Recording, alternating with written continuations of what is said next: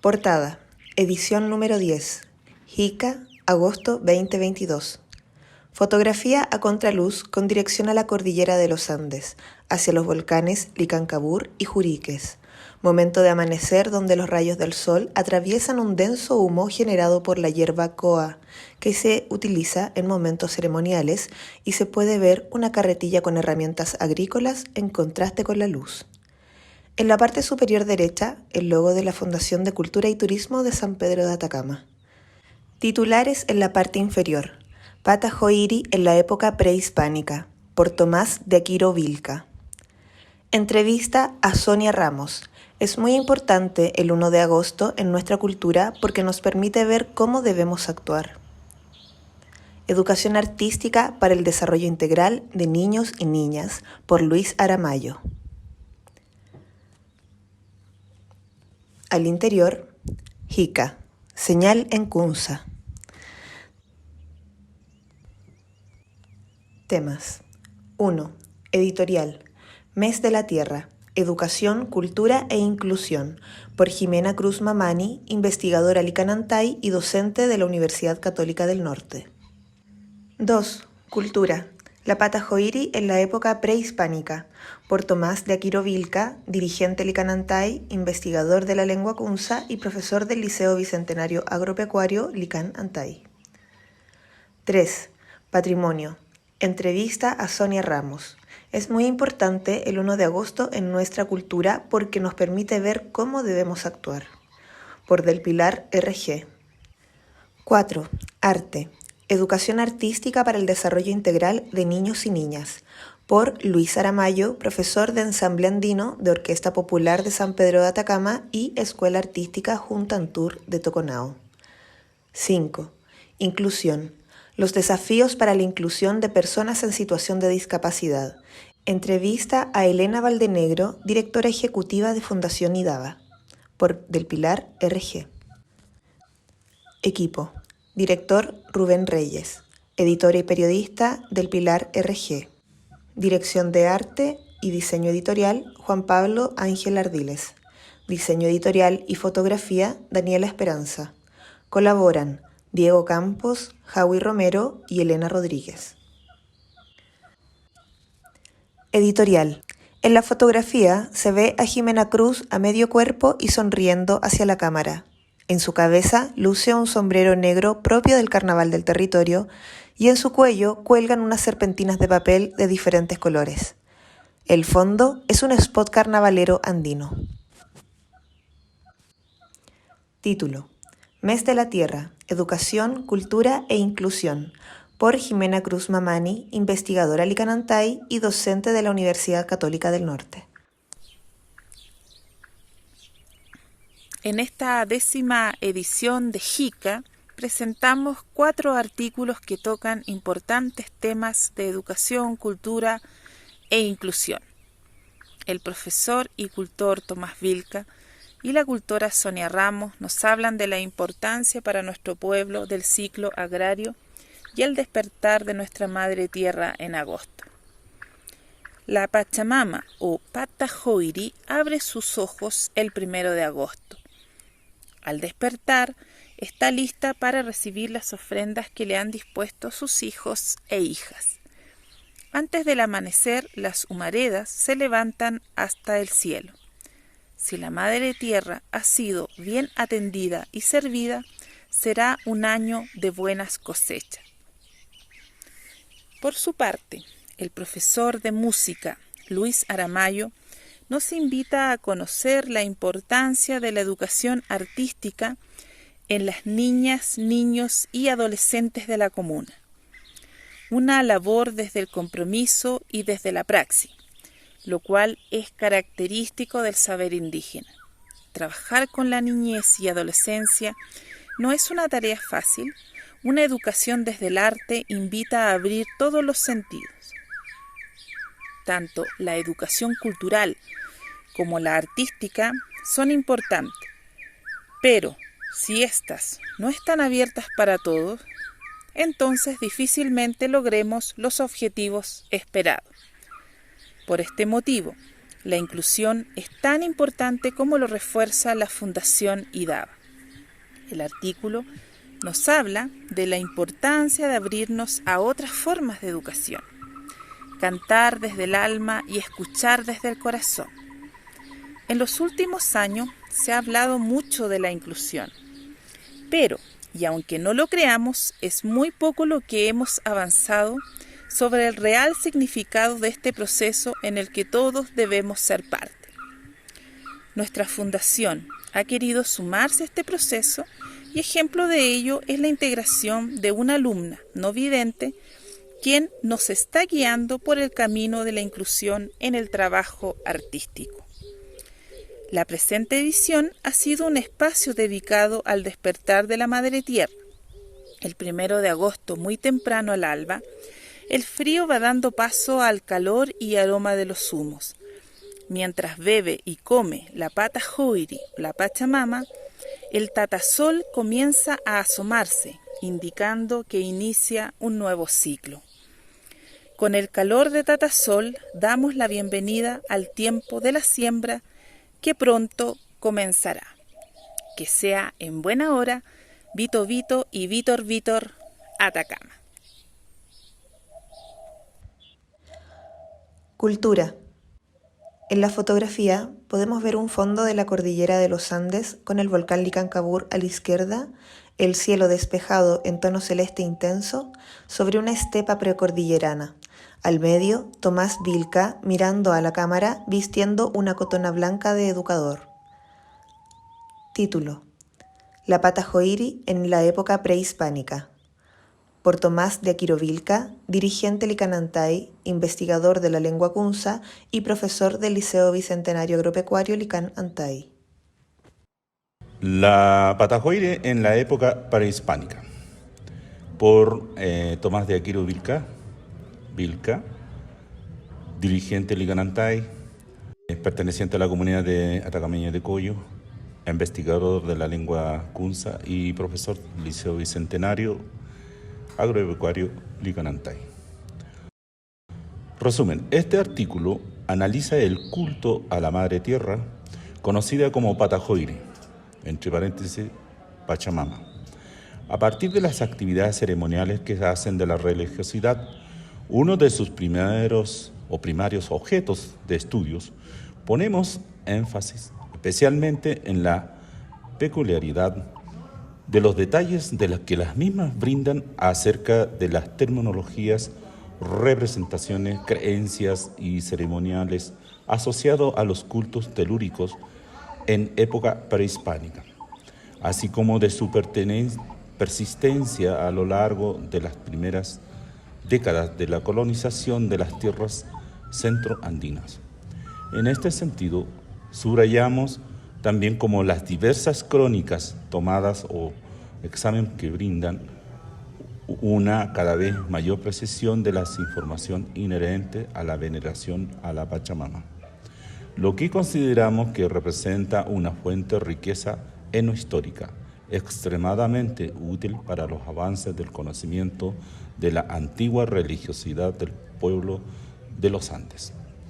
Las palabras clave: religiosidad en los Andes, Chile, crónicas, ceremonias, pata joiri, Pachamama. Conmemoración de la Santa Madre Tierra. La celebración más importante es de la Pachamama, 1 de agosto. En este mes se realiza un ritual en donde se le devuelve a la Pacha o a la tierra o a la joiri una parte de todo lo que se ha recibido, entre paréntesis, los alimentos, el agua, el vino, cierra paréntesis. A esta acción se le denomina corpachada y es de índole familiar y comunitaria. Tanto señala en el hecho de que la tierra se le habla, se conversa, se le trata como una persona o un sujeto, de manera intersubjetiva. Nos dice que no solo las comunidades campesinas, sino que muchos miles de personas en el costado occidental de América que le rinden homenaje. En algunas ciudades del noroeste argentino, como en Jujuy, grupos de obreros, estudiantes y empleados públicos interrumpen sus actividades para corpachar a la Pachamama. Más allá de su fiesta de agosto, la gente de la región propicia a la Pachamama cuando viaja por la montaña, poniendo una piedrita y el acullico de hojas de coca en la apacheta. Mientras le piden su benevolencia, también lo propician con diversos rituales simples y festivos. En las señaladas de ganado, cuando comienzan las tareas agrícolas, cuando se inicia el trabajo en la mina, antes de habitar una casa nueva o en el momento de comenzar a beber un vaso de chicha o otra bebida. El primer trago, suele decir, es para la tierra, a quien todo le pertenece. Patajoiri es la deidad Licanantay. Es el núcleo del sistema de creencias de actuación ecológico-social entre los pueblos de Atacama, La Grande y el Alto El Loa, de la región Antofagasta.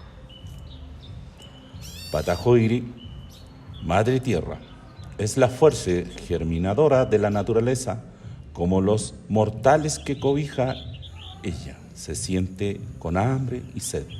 El culto consiste en darle de comer.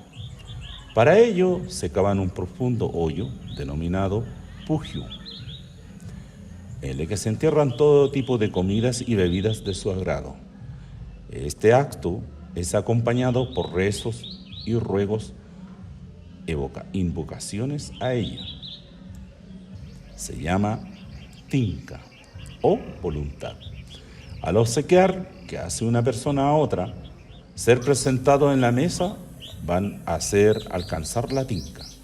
Ahí se está refiriendo a la tinca, la chuspa con coca, echa licor, un par de vasos, sea vino, chicha o aloja. Ubica una mesa momentánea, es decir, un tendido de una yipya o manta tejido a mano. Están las personas para hacer la ceremonia, pidiendo lo que ellos necesitan, caminando por la derecha contra el reloj.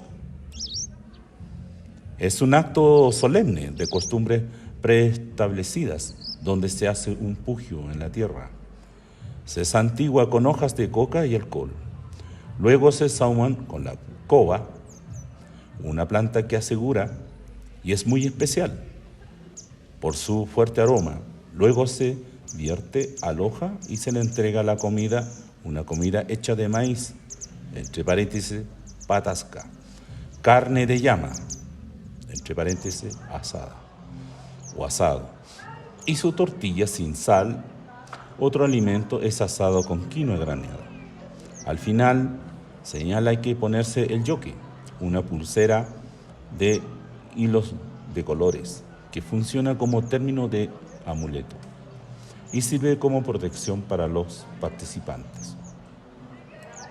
En las mañanas del 1 de agosto, los pueblos y aillos de Atacama amanecen cubiertos por las nubes del humo, oloroso para sahumar los árboles frutales. Estos sahumerios son ofrecidos por las familias atacameñas. Pachamama, divinidad de los aborígenes puneños, la tierra como generosa madre de la vida. Voz quechua, Pachacamac, Diccionario de Voces del Norte, Barrio Mahomendo, página 173. El 2, Patajoiri, en Kunza, Madre Tierra, Licanantay, el verdadero nombre de los antiguos atacameños. Se encuentra Educación Ambiental para Niños Atacameños, escrito por Domingo Gómez, página número 12. Patrimonio. En la fotografía hay un fondo de muro de adobe y piedras unido a un algarrobo longevo en su lado izquierdo. En primer plano se encuentra la señora Sonia Ramos en posición 3/4 de perfil, con sus manos tomadas adelante y la mirada al frente de ella. En la fotografía hay un fondo de muro de adobe y piedras, unido a un algarrobo longevo de tronco grueso. En primer plano se encuentra la señora Sonia mirando a la cámara con un retrato medio. En la fotografía, y con toma cenital desde abajo, hay un fondo de muro de adobes y piedra unido a un gran algarrobo longevo de tronco grueso. En el primer plano se encuentra la señora Sonia mirando a la cámara y sonriendo. Título. Es muy importante el 1 de agosto en nuestra cultura porque nos permite ver cómo debemos actuar. Entrevista a Sonia Ramos, cultora Licanantay, por Del Pilar RG. La Licau Sonia Ramos es una activista medioambiental de Atacama la Grande, que desde su saber ancestral y su conciencia espiritual nos habla del Día de la Patajoiri, que celebran los pueblos andinos el 1 de agosto y que para el pueblo Licanantay tiene un significado profundo en el ciclo agrario y la conexión de la naturaleza y la humanidad. Pregunta: ¿qué significa el 1 de agosto para el pueblo Licanantay? Digamos como forma macro, ¿no? El significado como desde la cosmovisión que tenemos es el momento donde es el último rayo que se va y el primero que llega como de un año, donde la tierra se empieza a abrir, donde podemos decir que se inicia el carnaval, porque ya vendrá la época de la agricultura, de la siembra, donde la tierra empieza su periodo de fertilidad y donde el hombre es su conexión. Creo que es súper relevante porque es la conexión realmente del hombre con la madre tierra, por lo menos en el pueblo Licanantay. Es muy representativo en ese aspecto, ¿ya? Como que somos uno con la madre tierra. Entonces el significado, ese es parte del significado, pero en el mundo espiritual, eso es lo tangible, digamos, ¿no? Del 1 de agosto.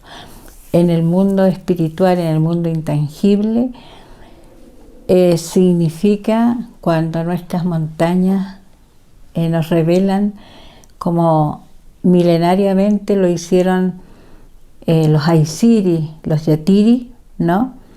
Que manejaban el territorio y que podían bajar diciendo cómo iba a ser el año, la fecha, cómo se debía sembrar, las lunas, qué es lo que se nos venía en sí, ¿no? Para el año, cómo debíamos prepararnos. Entonces, es como la tecnología que tenemos hoy, ¿no? Es una mala comparación, pero para magnificar, porque es complejo explicarle a un joven que no ha vivido el mundo espiritual, ese mundo intangible. Cuando él, a través de una película futurista, le están anunciando quizás un caos, ¿no? En una película. Nosotros en la montaña podemos ver el caos o podemos ver un futuro grandioso con el año. Eso lo hacían milenariamente nuestros ancestros. Entonces, en realidad el significado es tener el mundo tangible como el mundo intangible. Es una forma muy holística. Pregunta: ¿qué significa eso de que se abre la tierra? El hecho de decir se abre la tierra es decir que la naturaleza, nuestra madre, el momento cúlmine de comunicación con el hombre, de entrega, de decirle, hijo, empieza mi ciclo de fertilidad y ambos tenemos que hacer este trabajo para tu sobrevivencia, y no solamente para la sobrevivencia del hombre, sino para la sobrevivencia de los ecosistemas en sí, porque antiguamente, por ejemplo, una vega se quemaba por X razón, ¿no? Se preparaba, entonces incluye mucho, incluye todo un territorio, no es solamente mi casa, mi huerto, Ahora se ve, yo creo que desde la colonia se empezó a ver, digamos, como algo más individualista, pero en sí era macro. Antiguamente, ancestralmente, esto era una mirada macro del territorio. No como lo vemos en este momento, como una parte del oasis, chiquitito en un ayllu, una cosa así. No, esto era más macro.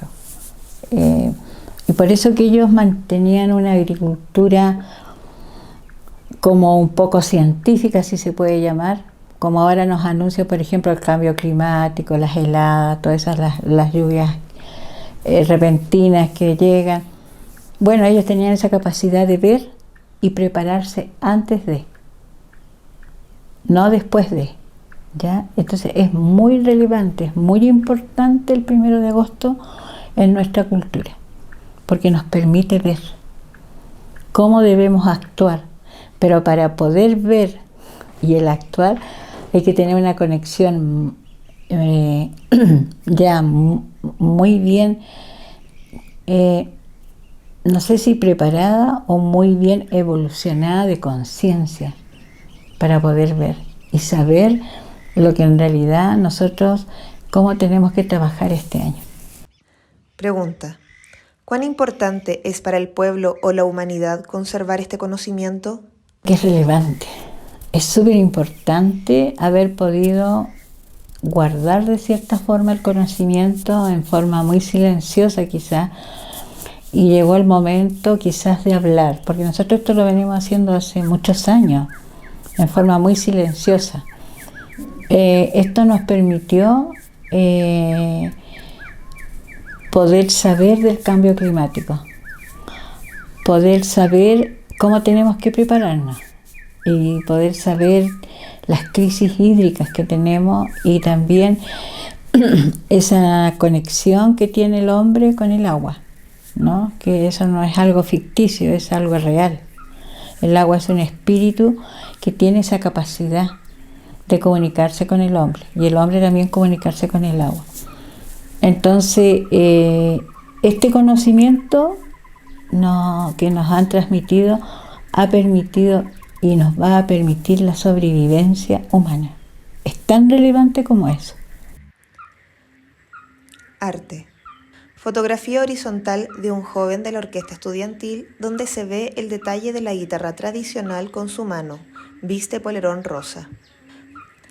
Fotografía en que el profesor de ensamble andino de la orquesta estudiantil, Luis Aramayo, está sentado tocando el charango junto a 2 estudiantes menores que tocan la zampoña en el ensayo de orquesta. Fotografía horizontal en el ensayo de la orquesta estudiantil se ve en primer plano al profesor de ensamble andino, Luis Aramayo, tocando la zampoña mirando las partituras.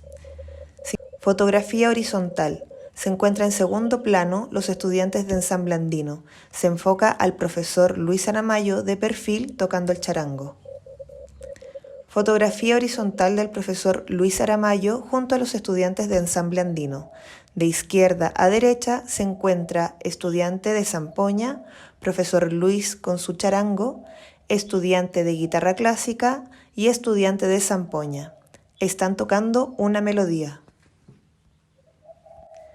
Título: Educación artística para el desarrollo integral de niños y niñas, por Luis Aramayo, profesor de ensamble andino de la Orquesta Popular de San Pedro de Atacama y la Escuela Artística Juntantur de Toconao.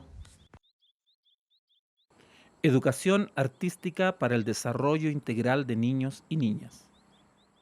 Luis Aramayo, profesor de ensamble andino de OSPA y Juntantur.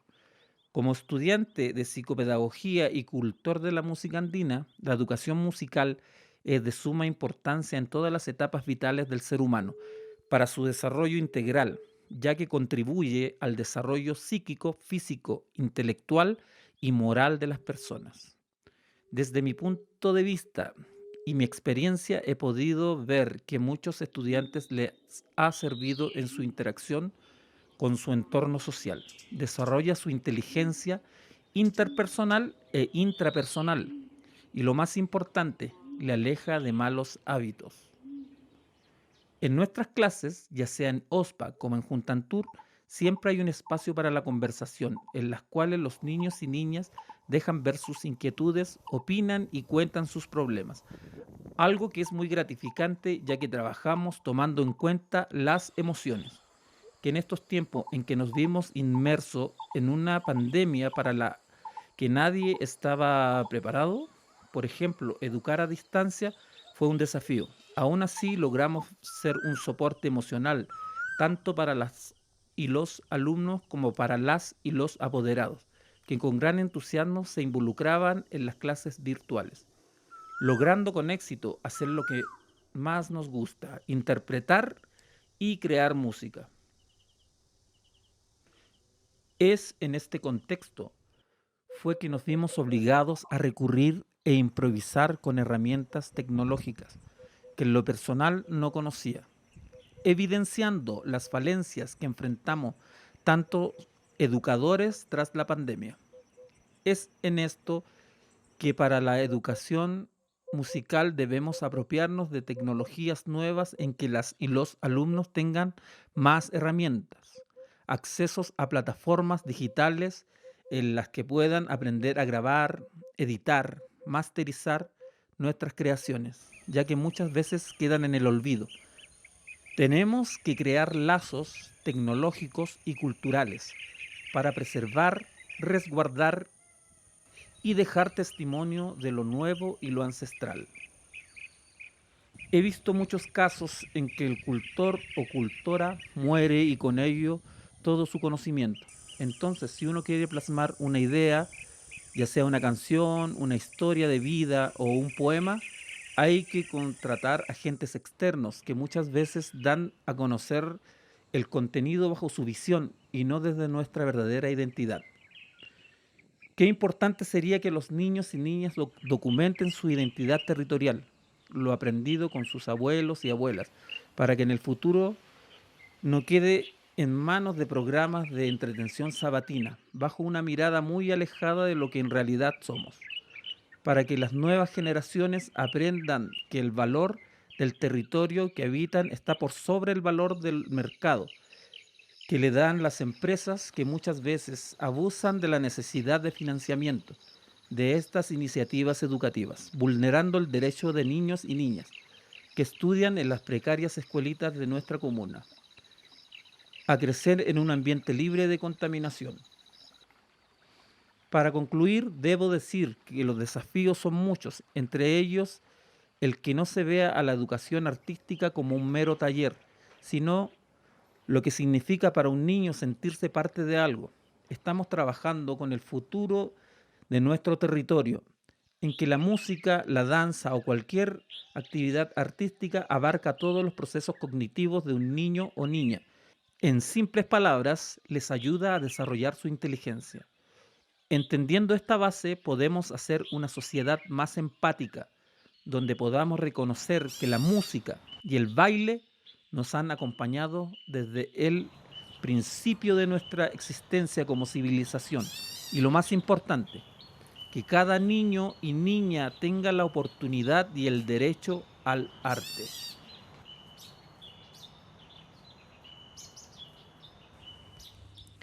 Inclusión. Logo de Fundación IDABA, el que se compone de colores naranja, fucsia, verde, calipso y gris.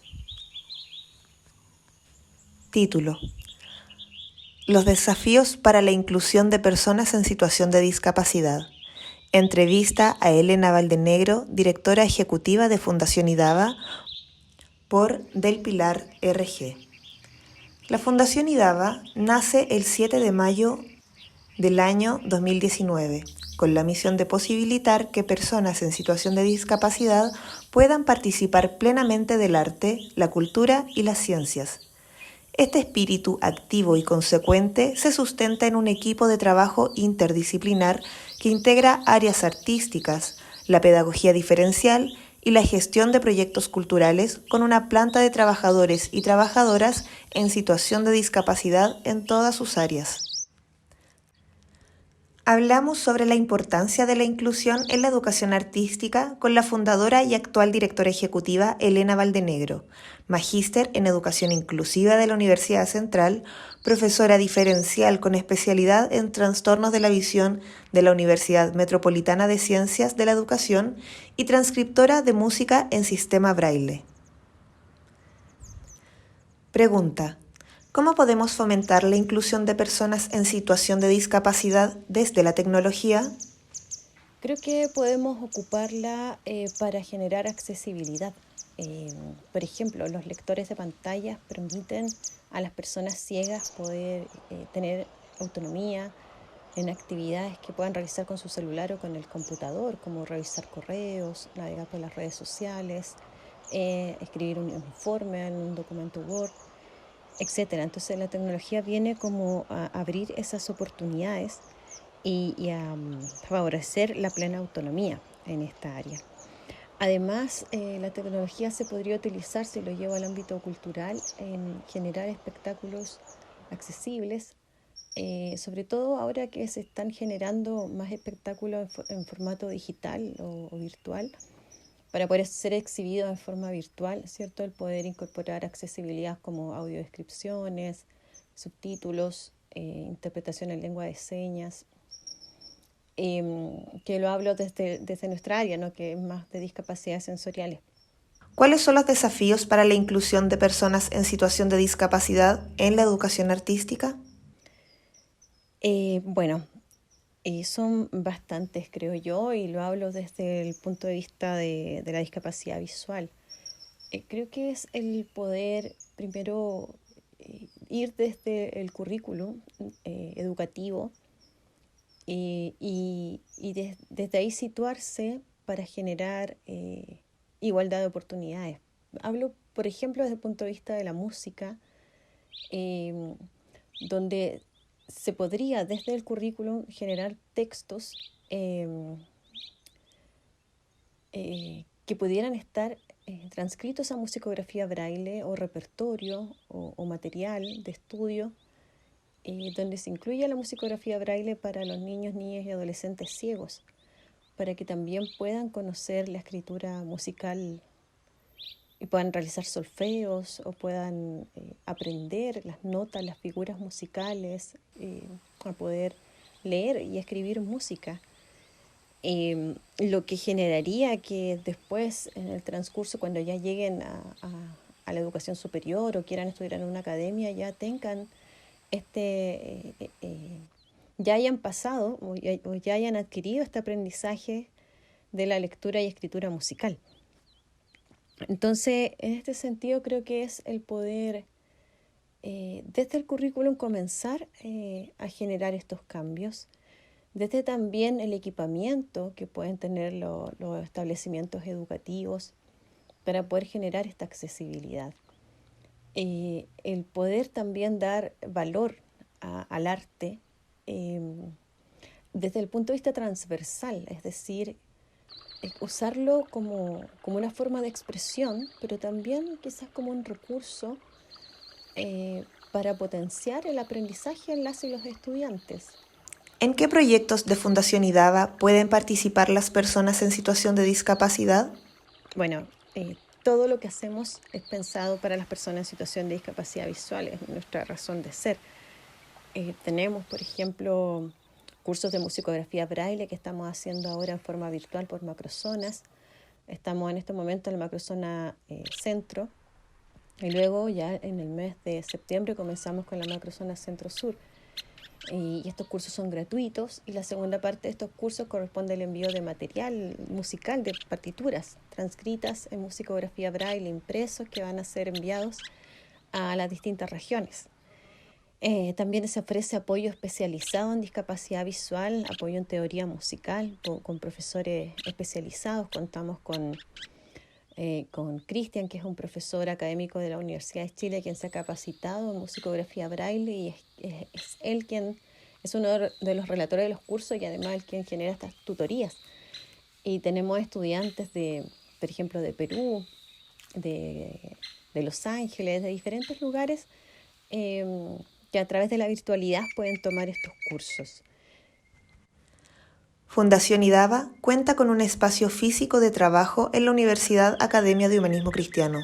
Si quieres conocer más sobre esta importante organización inclusiva, visita su sitio web fundacionidava.cl y sigue sus redes sociales @arteinclusión.